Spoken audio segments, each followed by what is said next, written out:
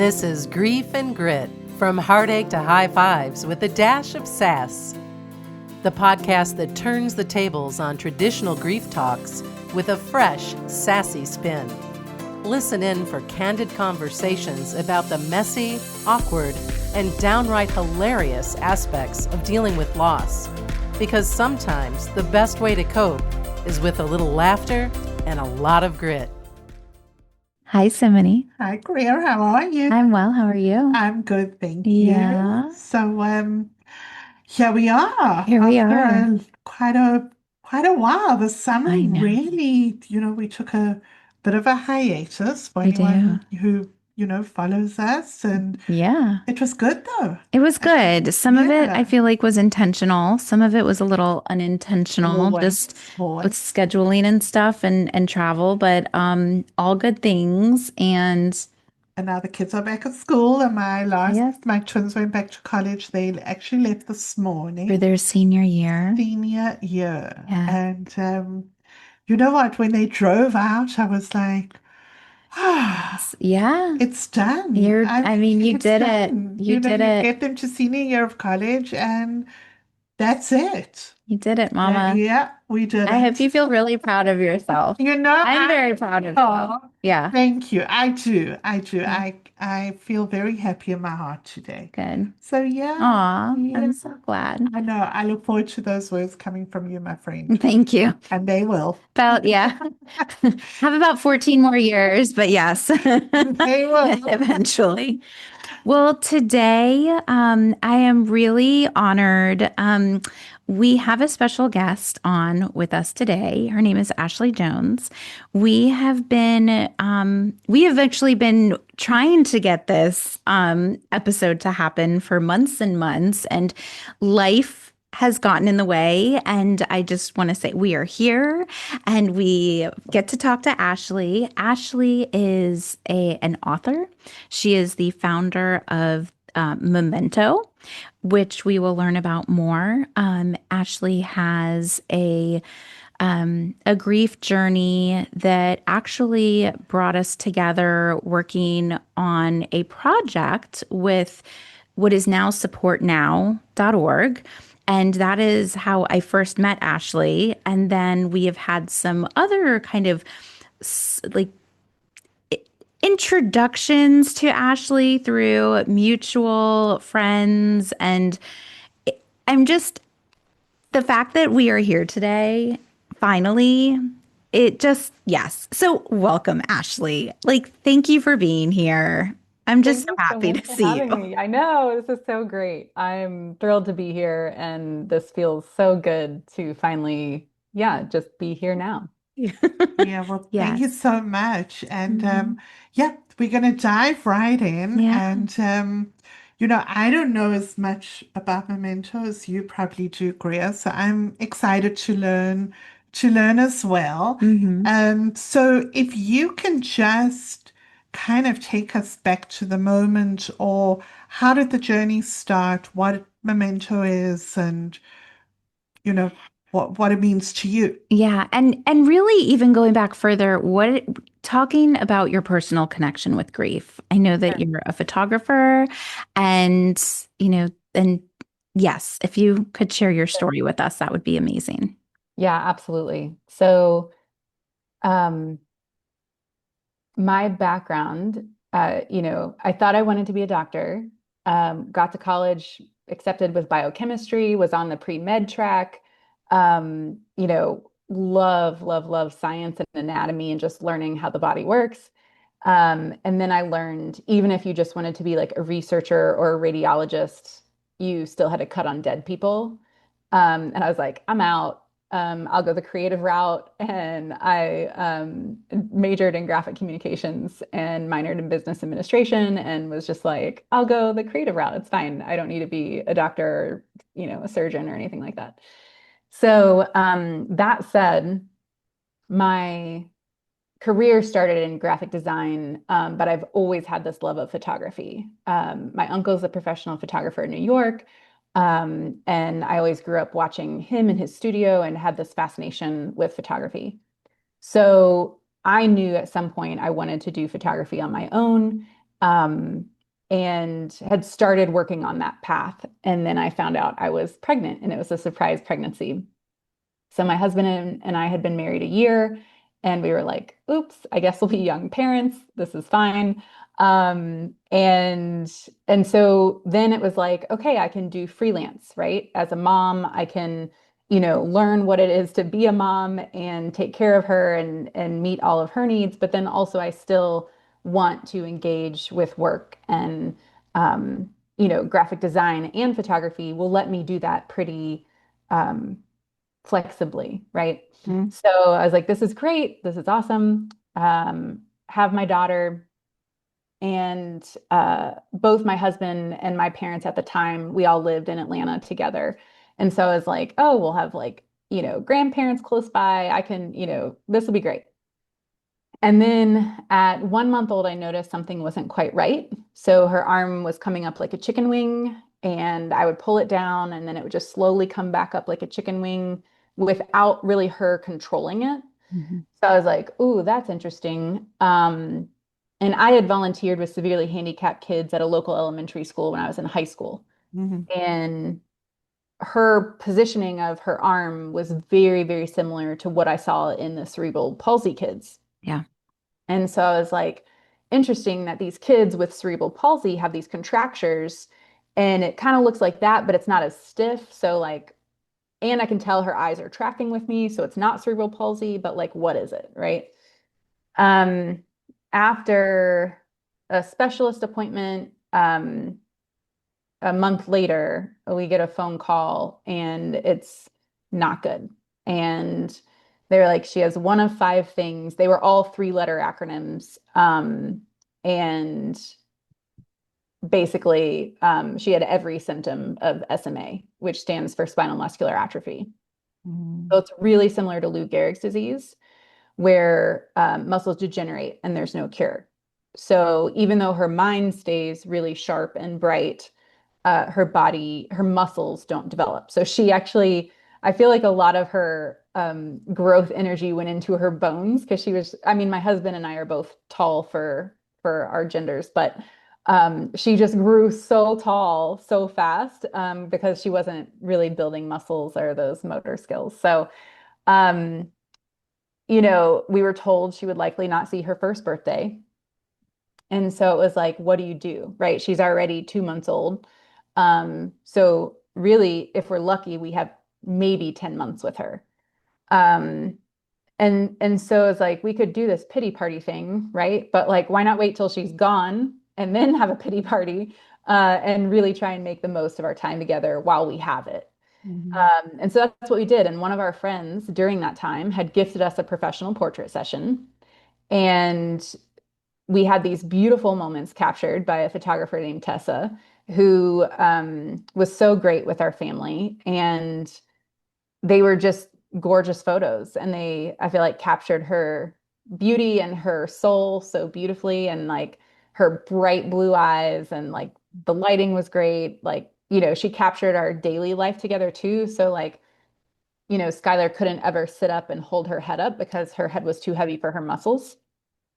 So instead, um, she would have to stay laying down, or, laid back in a certain position. So, she would either lay on my lap, or we'd have her in the bed. And Tessa just captured a lot of those moments that were really special.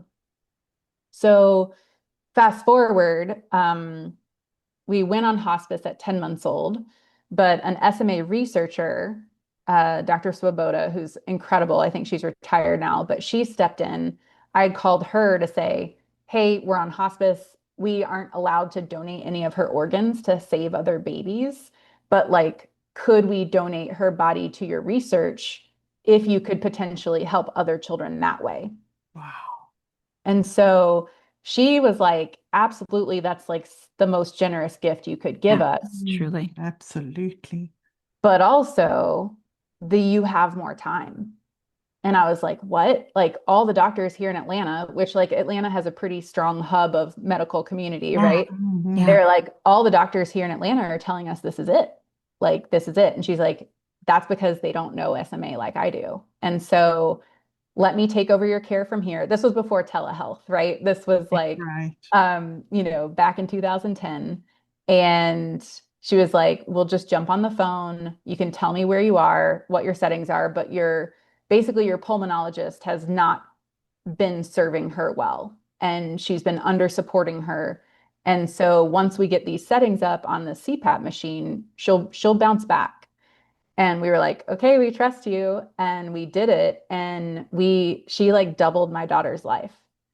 So we didn't have to say goodbye to Skylar until she was 21 months old. Oh, And Mom. any parent who has ever raised a toddler knows that, like, from 10 months old to 21 months old, you get so much personality and just like so much growth. And so that was just a very, very special gift for us. And so all that to say, Skylar died. Um, and in my grief, I was just really lost with like, who am I? Because I was a stay-at-home mom and caregiver since she was so medically fragile. Like I abandoned career, anything, and was like, I'm taking care of her. I love medical stuff. So like I am thriving in like learning how to take care of her and doing everything at home. Um, and yet it was like 2 years of my life, Right. and then what? I'm just sitting in a house by myself in silence, Right. Right. like a deafening silence, because I'm not hearing her machines, I'm not hearing beeps, I'm not hearing anything, right? And then it was like, well, now I'm not a mom, right? Like I am a mom, I'll always be a mom, but I'm Right. not actively a mom anymore. And so then who am I, right? And so it was like this wrestling, and every day was so painful in that silence. My husband was back to work, but what I would do is I would sit with those photos, and I would just sit with her and tell her how much I missed her. I would sit with them and ugly cry. I would sit with them and just be with whatever was coming up in that moment. And over the months, I realized that those photos were such a helpful tool in helping me just be present in my grief. Mhm. Wow. I didn't have to worry about fear or judgment or expectation from other people who were coming over to offer support. And even with the best intentions, right? Right. Like there's still Always. that, like, what are Always. they thinking? What am Exactly. I thinking? Like it's Right. just Right. like that, little bit of awkwardness. Mhm. And the photos took all of that away. So it was like I could have snot pouring out of my face and heaving, crying, and I wouldn't have to worry about like, is someone going to judge me for like how gross I am right now, you know? Right. Right. Right. Right. So all that to say, the photos I learned were just such an incredible tool and a gift. And as a photographer myself, I was like, oh my gosh, I can give this gift to other people, right? Like this is an easy, helpful tool. Because the other thing in my grief was that I was looking for resources to help me because I was 25 when I had her and we found out the diagnosis, and then 27 when she died. That's yeah. And so it's like no one was there to guide me through it. Like, Right. what do you do as a young woman who just buried your child? Yeah. And being the science researcher that I am, our hospice gave us the pamphlet on the 5 stages of grief. And I was like, all right, like this sounds good, but it also doesn't feel like it's working. So I went back to the research and looked at Elizabeth Kubler-Ross's original study and discovered that it was called the 5 stages for the dying. Like it was meant for people facing their own death. And I Mm. was like, light bulb moment, like of course, this doesn't apply to all grievers because it's meant for people facing their own death. And actually, the 5 stages felt so much more appropriate when we were facing Skylar's death, Right. the Yeah. Right. anticipatory On grief her and the journey. diagnosis, Right. right? And Wow. so I was like, oh my gosh, what else have we got wrong? Right? Like, what else have we gotten wrong in grief, and what's helpful, what's not helpful? So I kind of like went on this deep dive journey for my own healing of like, how do I heal? And Yeah. then what are the myths and the, misinformation out there, and how can I help other people through this? So ultimately, it started with just offering free portrait sessions to anyone I heard of facing a terminal diagnosis. Um, and my husband lovingly came to me and was like, dude, we're about to go bankrupt. Please stop giving it all away. I love you and you're giving heart, but like we have bills to pay. We're not rich. Easy. And I was like, I hear you, but also like we had good insurance and we still struggled financially, Right. right? So Which, like, oh, yeah. yeah, like I cannot charge a family anything for this, but I'll figure it out. And Mhm. so that's what led me to pursue the nonprofit because I really believe that other people who knew the journey of grief and who knew how important photos were would donate and support us to help us give it all away. Right. Right. And so that's how I started Love Not Lost, which was officially in 2015 is when we started applying for all the paperwork. And then on January 1st of 2016, we launched the website. Amazing. Um, and it was just offering free portrait sessions to anyone facing a terminal diagnosis. And since then, we've expanded and therefore rebranded to Memento Foundation Mhm. of giving people mementos to remember, but also this idea of memento meaning remember and also moment in different languages, Mhm. right? So it's like remember the moment and not only are we here to give mementos to people of that remembrance, but also to help people support themselves and each other through new and innovative grief support tools and resources. And so that's what we're doing. Amazing. Incredible. Wow. Just incredible. Mhm. That really is that wow, you took that and I'm sure, changed so many people's journey. And that end of life journey especially is so hard and so unexpected how your Mhm. emotions are going to be. And I think that is the most beautiful thing. Thank you. So I applaud you for having the strength and the vision to do that. Yeah, truly. I mean, Amazing. Skylar's legacy is beautiful and helping so many others. Yeah, the interesting part was I set out to do this for other adults, right? Right. Because I was like, oh, this is so helpful for me. It Mhm. surely will help other people. Let me do this. And the first family I photographed was a family, Rachel and Kevin Hill, the Hill family, and they had two kids that were very small. I think like maybe 2 and 4 at the time. And I heard that he had stage 4 melanoma cancer.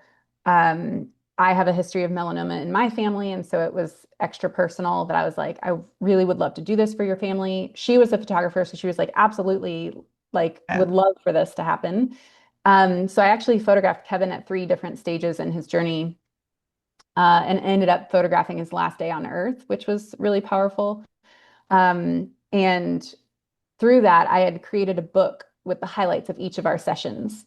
And Wow. I gave it to Rachel thinking this will be so helpful for her as a new widow, a new single mom of 2 young kids. Like that is such a hard thing, right? And so I was like, there are so many layers, but hopefully this book just gives her a constant reminder of his love, like Kevin's love for her, right? And hopefully can be a support in her grief. And she called me like a couple months later after I had given her this book. And she was like, Ashley, I just want to share how much this book means to us. And here I'm still thinking like Rachel's going to tell me the impact on her. And she said, every time someone new comes to our house, our little daughter takes them by the hand, Oh, walks them down the hall, sits them on the sofa, and opens up the book that you gave us oh, to introduce people to her daddy. that. How Wow. beautiful is that? And I was like, oh my gosh, like my heart just like melted in a Yeah. puddle because I Yeah. was like, I hadn't even thought of how kids could use these photos, Mhm. Mhm. right? And so Absolutely. that's the beautiful tool because there are no words, right? Kids don't even have to read to like understand memory and love and connection.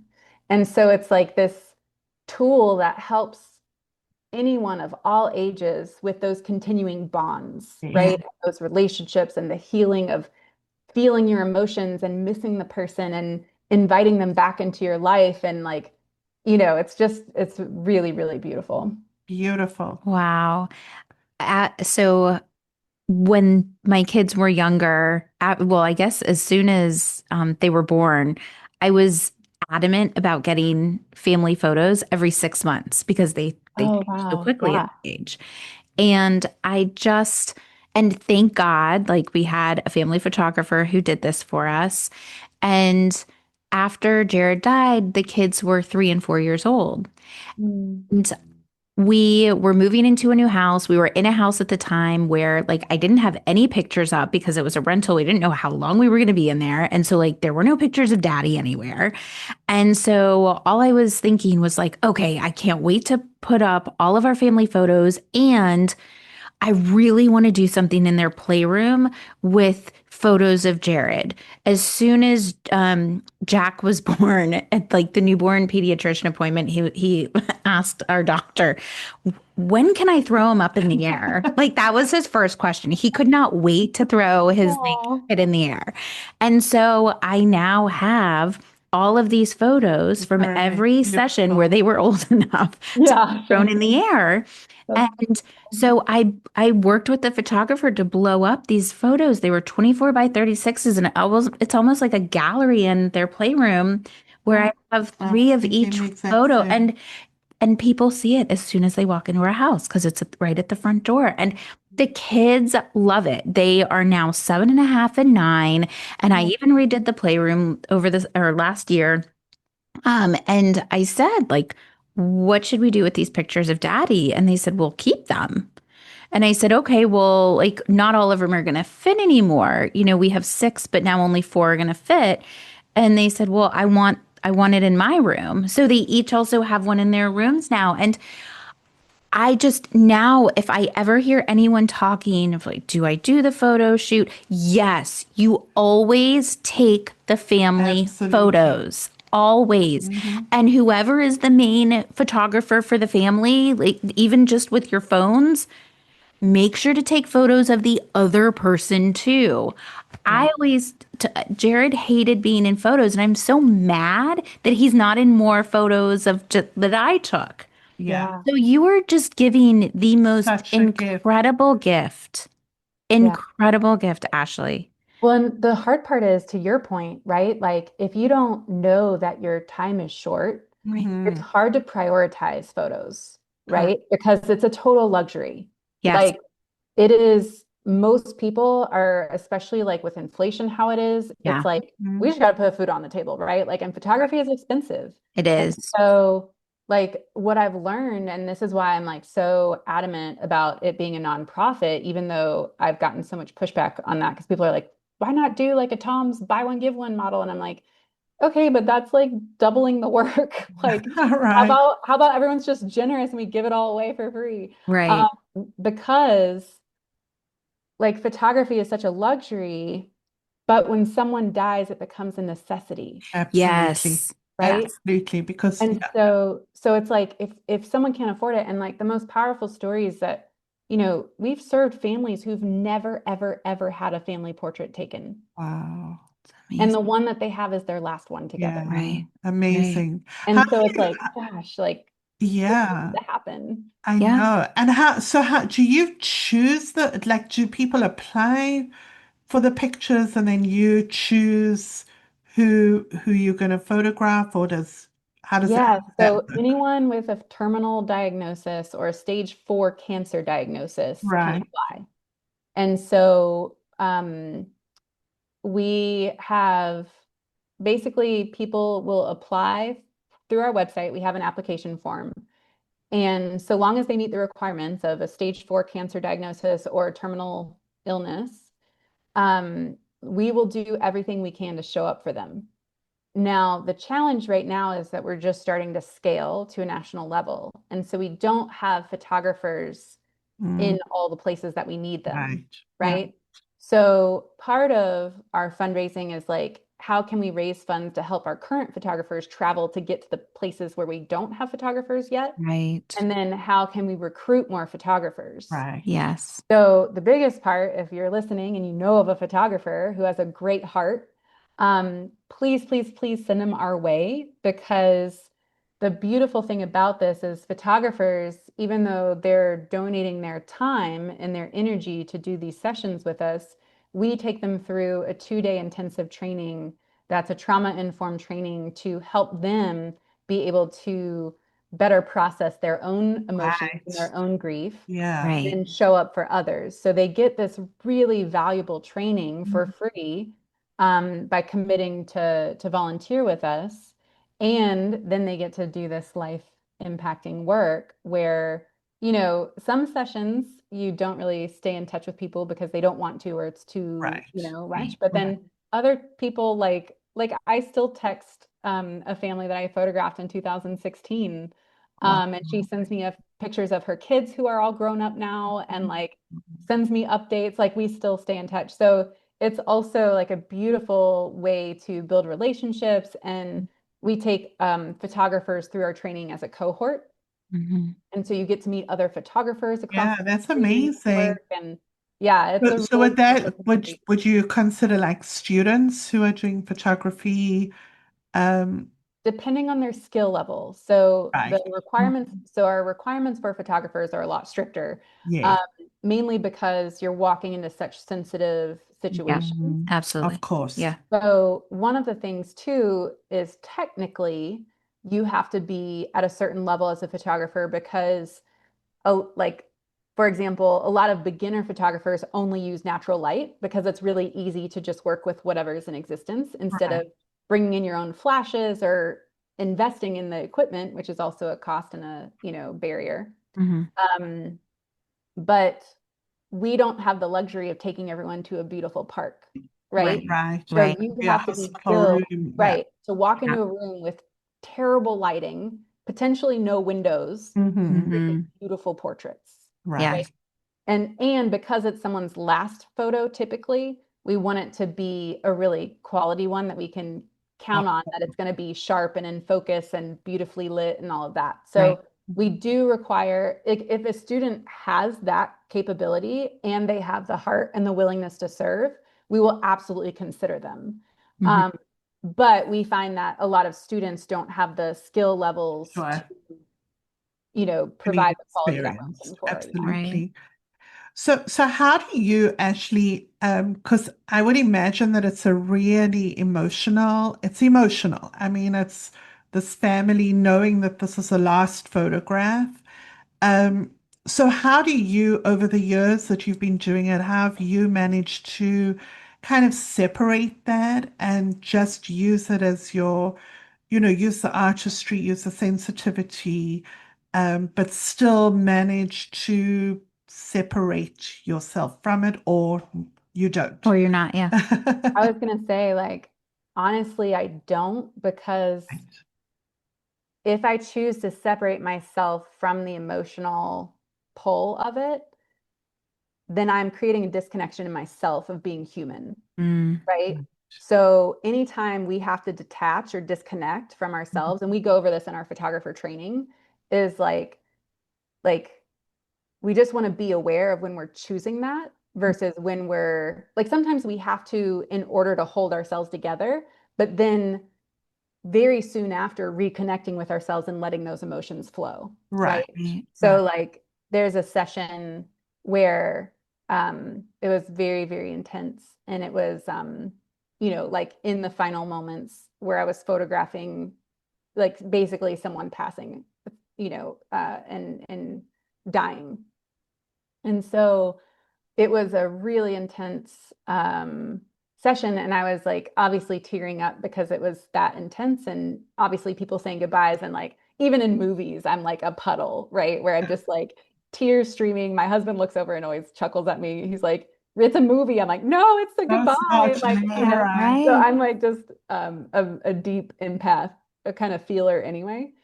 But in the sessions, if I do feel like an overwhelm, and what we tell our photographers is like, we want to hold it together to where the people we're serving don't feel like they have to serve us, Mm, right? Like we don't want anyone else to feel like they have to take care of us. right. But can we, and this is where like our staff support is there to help our photographers and the community, and the cohorts that they go through the training with, is because after an intense session, it's really important that you do have that space to process with someone who gets it, Right. right? And so we don't want to unload our stuff onto the families that are Of already course. going through so much. Right. But it's kind of like the ring theory, if you've ever heard of that. But it's like, the person going through the crisis is in the center of the ring, and Right. only they get to dump outward, right? Like we don't Yes. get to dump on them. Correct. So then it's like, well, who's in our outside circle that can support us and hold us so that when we have an overflow, we can share it and dump and be like, Right. please help, right? Yeah. So that's what our staff team is here for, and other photographers in the cohort. It's like, okay, like we went through this training together. I just went through a session. Could you talk me through this? Or, Fabulous. and so what I've done in the past too is like, I'll be like, I might have tears in my eyes and like a tear fall down my cheek, but I really focus mentally instead of like getting sucked into the emotional side of it. I focus on like settings, right? Like camera settings, lighting, technicality. Like, can I stay, just Yeah. very technical about this Right. and like still capture the emotion and still get the creative angle, but I'm focusing on the task of creating a beautiful portrait for these people. Right. Right. Right. And then I go in my car and then I reconnect with the Yeah. emotional side, and then I like bawl my eyes out in the car. I'm sure. Right. Yeah. So it's like, I never want to disconnect fully from the emotion of it, but just how can I create a boundary where I'm not dumping it on the family that I'm serving, but then can still connect with that overflow and let it out and let it go. And then support myself, through that process. And it's not just the sobbing in the car, right? Like oftentimes it's like, Right. okay, like maybe I, buy myself flowers the next day, or, Yes. Some like self-care. therapist, or read a book, or whatever it is, like, yeah, whatever my body needs. And that's really the other piece that I'll share briefly is like, in our photographer training, like every situation is so unique. Mhm. Every instance of grief is so unique. Right. So Right. it's like we all have different relationships with everybody. So even if we lost the same person, how you experience grief of losing that person will be different than Absolutely. my experience of grief of losing that person. 100%. Mhm. And then it's like, okay, well, if I lost that friend, but then I lose this friend, that doesn't mean I'm going to deal with it in the same way, right? So like a lot of times people think, well, when I lost this person, I dealt with it this way, so this should work this time. And it's like, no, no, no, no. Like It's every so time is unique. And exactly. so you just have to listen to your body. And we really encourage people with mindfulness and meditation and prayer, whatever, works for you, to sit with yourself and ask yourself, what do I need right now? And really listen to your body to say, okay, like today, I feel like I just need to eat a bowl of ice cream, cool off in the summer heat, and give me the sugar hit that I need, right? Right. Right. Whereas like other times I'm like, I just need to work and be productive. And other times I'm like, I just need to take a nap, right? Like Mhm. my body needs a way to just like process while I'm not conscious. And, so it's like really, truly, it's an ongoing relationship with your own self of how do I love and care for myself through this process so that I can keep showing up in the fullness of our humanity and who we are to love and support one another. Which is Wow. incredible because I mean it, I think it would be so triggering for me every time Mhm. that I walked in and, because I did go through that experience of Right. losing my husband to an illness. Mhm. So I commend you there as well, and I'm sure sometimes it's more triggering, sometimes it's less triggering. As you say, we Absolutely. never know how our body and our mind is going to react to a situation. Right. We Yeah. never know what's going to be what's going to bring us to tears, and when we least expect it, there it is. Mhm. And sometimes when we expect it, it's not there. Yeah. No, that's such a great point. So I actually wrote a book to help people navigate grief, and especially in a very traumatic way. Um, Right. so what I noticed was people talk about trauma and then they talk about grief, but there aren't a lot of people who talk about the overlap between grief and trauma. Right. Mhm. And a lot of grief is traumatic, right? Like Yes.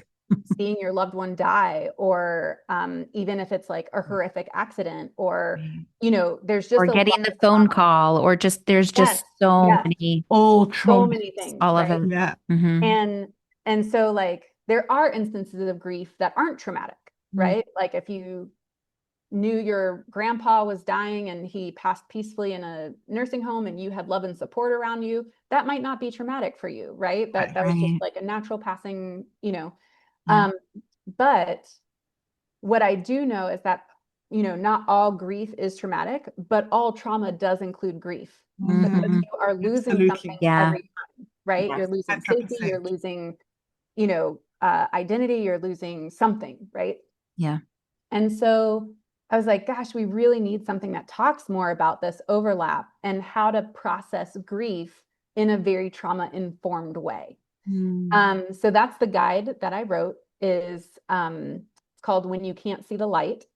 And it just walks people through that raw, immediate loss and panic and overwhelm of, oh my gosh, this just happened. I feel traumatized. I feel triggered. I feel whatever it is. And I need help to get through this. And Right. so it's Mhm. literally like a day by day, step by step guide to help people. And one of the things I talk about is this nervous system of, getting triggered Mm. and how sometimes you can know it's coming, sometimes you don't know it's coming, sometimes you think it's coming and it doesn't come. Right. But one time I was at the grocery store and Skylar's favorite movie was Finding Nemo. Mhm. And at the end of the movie, there's like this really delightful tune as the credits play. And we always let it play on because, they have the little animations going through the Yes. credits. And so we Right. just let her watch that through the end. But the song like was ingrained in my brain because we watched it like almost every day. Right. And I'm walking around Publix and literally the song comes on. Mm. And I was like, what the crap? Like this, I'm in Yeah. a grocery store. Like, why is this in the grocery store? And I literally had to, I like hustled to the frozen food aisle and like opened the freezer and just stuck my head in. Right. Like, I just like held my Yeah. head in the freezer and I was like, I just need to sit here until the tears freeze off my face. And Oh, I like, and it was enough of like, so cold therapy is yes. an actual form of therapy. So like, I was like, I just need the cold to like shock my system to be like, you're fine, just get home and then process when you get home, right? I'm Right. the fact that you could even think to do that, I am beyond impressed. Like I think I would just have to like drop everything and run to the Uh-huh. car. Yeah. So, I wow. didn't think I could get to the car, I think is the problem. Yeah, I was like, I'm having a meltdown like right now. I right. need Yeah. the freezer. That's genius. I'm gonna try to So remember that. Yeah. So, thank you. Yeah. yeah. Yeah. And so I think those are the moments, right, where you're like, okay, again, like how can I support myself in this moment? And in the triggers too, right? Like I really believe every time we feel triggered is an invitation for deeper healing. Hmm. So it's like instead of running from the triggers and trying to set up walls so we don't ever hit a trigger, it's like we're gonna hit a trigger. We just Right. don't know when or How do we, where. And and how do Right. we so work through it? exactly. And so it's Exactly. like, Yeah. how do we support ourselves so that we can truly process this in a full, healthy way so that the next same trigger that we would hit won't be as intense, Right. right? Right. And we can feel it and be like not as alarmed, Right. in our bodies. Absolutely.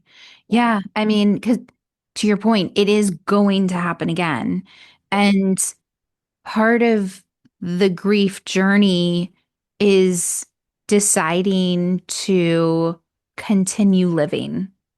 Mhm. And in order to do that with a sense of joy, Mhm. we have to be able to work through the triggers. Mhm. And I commend you. Oh my gosh. Amazing. Yeah, truly. Truly. Amazing. Yeah. So how do people I mean, how do people reach you and Oh, yeah. So yeah. through our website, mementofoundation.org. Me personally, I'm on LinkedIn, pretty active on LinkedIn. Not so much posting, but definitely commenting and messaging and stuff like that. Um, and then I will have my own website once my book launches. So it's been written. I actually was able to do all the artwork for it, which was pretty incredible. I had some help with my mother-in-law and a woman named Suzanne, who are incredible. Um, and that is launching this fall.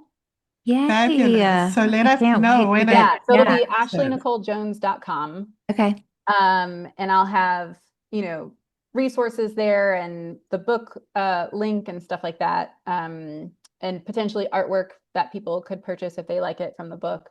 So yeah, that'll be ashleynicolejones.com. amazing. Love it. And yeah, those are the main ways.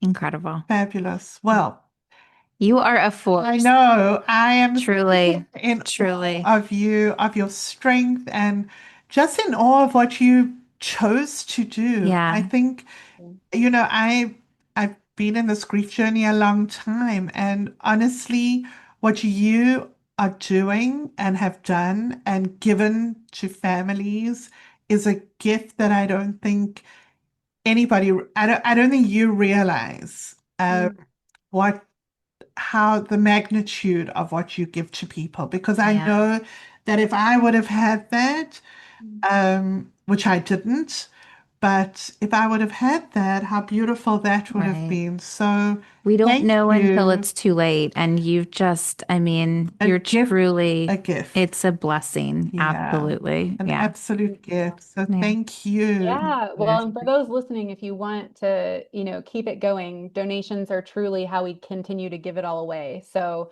that really matters, especially like Giving Tuesday. We usually try and get a matching gift, so your donation can go twice as far.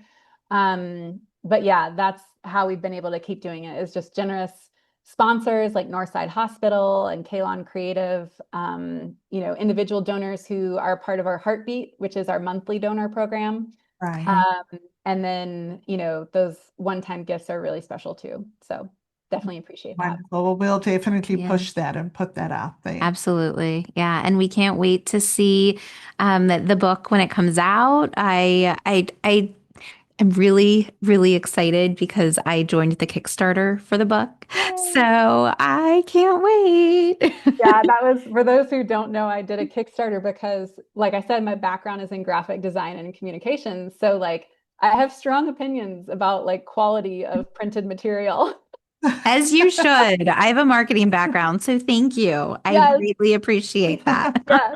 And so I was like, I told my publisher, I was like, I'm only doing this if I can do the book that I want to print. And they were like, that is going to be so expensive. And I was like, I can't afford it, but like, if we can kickstart it, can we do it? And they were like, yeah, definitely. And so thank you for supporting the Kickstarter. So the Kickstarter has been funded. The layout artist has all the artwork and the words. They're putting it together. And yeah, we're so excited to see the final product. Wonderful. And I do want to say that I think that your ambition to do medicine came out in a different way. Because what you're doing is still with the human body, and it's still with human emotion and healing. and healing. So yeah, you did follow that. Yeah. You did follow that. So yeah, thank you. I do feel like the path that I'm on is a beautiful blending, especially of like absolutely. Like everything that, the Momento website, our printed material, like I've designed all of that, like everything digitally print, everything. I've saved so much money. I was like, people always talk about how they never use their college degree. I'm like, I need to be the one who's like used it the most. Awesome. I love that. Yeah. And so then with the book, and then all the science stuff of like being you've really done it all. You've encompassed it all. Yeah. Thank you so much, Ashley, for being with us. Thank you. And we look forward to hearing great things and look forward to the book. And we'll definitely push you and get it out there. Yeah, we'll share it on all of our channels and the website. Everyone, you can find us at Grief and Grit Podcast, Instagram, TikTok, Facebook. And yes, we just thank you so much, Ashley, and we will be back, everyone. Thanks for listening to Grief and Grit. Bye-bye. Thanks for listening. If you love what you heard, please follow Grief and Grit and share our podcast with your friends and family.